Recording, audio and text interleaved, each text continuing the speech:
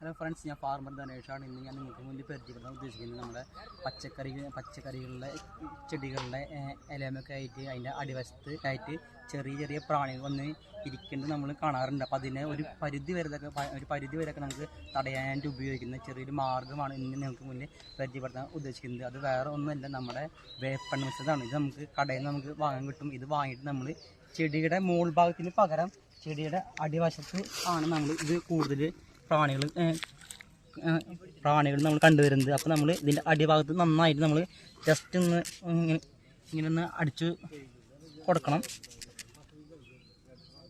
അപ്പോൾ ഒരു പരിധി വരെയൊക്കെ നമുക്ക് ഈ കീടങ്ങൾ വരുന്നത് നമുക്ക് തടയാൻ പറ്റും. ഇതിൻ്റെ ദുർഗന്ധം സഹിക്കാൻ പറ്റാണ്ടാണ് ഈ കീടങ്ങൾ ഈ ഇലമേക്ക് വരാണ്ടിരിക്കുന്നത്.